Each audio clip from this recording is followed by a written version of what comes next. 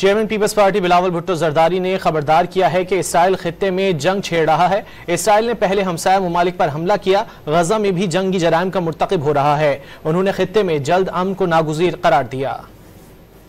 Iran का हमला के बारे में तो हम सख्त मज़म्मत करते हैं और जिस तरीके से इस खित्ते में जंग छेड़ा जा रहा है, जिस अंदाज से इसराइल ने पहले अपने हमसाया ममालिक पे हमला किया, फ़लस्तीन के कॉन्टेक्स्ट में जिस तरीके से साइड का पॉलिसी जंगी पॉलिसी फॉलो कर रहे हैं, उसी तरीके से अब उनका जंग हमारे खित्ते तक पहुंचा है। हम इसका जितना मज़म्मत करते हैं वो कम है। हम मुतालबा करते हैं कि ये जंग को रोका जाए और तमाम आलमी दुनिया अपना किरदार अदा करे। हमारे खित्ते में अमन बहुत ज़रूरी है।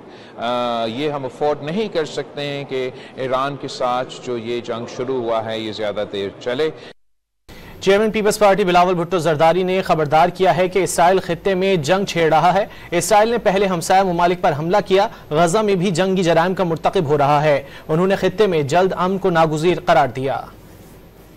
ईरान का हमला के बारे में तो हम सख्त मज़म्मत करते हैं और जिस तरीके से इस खित्ते में जंग छेड़ा जा रहा है, जिस अंदाज से इसराइल ने पहले अपने हमसाया ममालिक पे हमला किया, फ़लस्तीन के कॉन्टेक्स्ट में जिस तरीके से साइड का पॉलिसी जंगी पॉलिसी फॉलो कर रहे हैं, उसी तरीके से अब उनका जंग हमारे खित्ते तक पहुंचा है। हम इसका जितना मज़म्मत करते हैं वो कम है। हम मुतालबा करते हैं कि ये जंग को रोका जाए और तमाम आलमी दुनिया अपना किरदार अदा करे। हमारे खित्ते में अमन बहुत ज़रूरी है।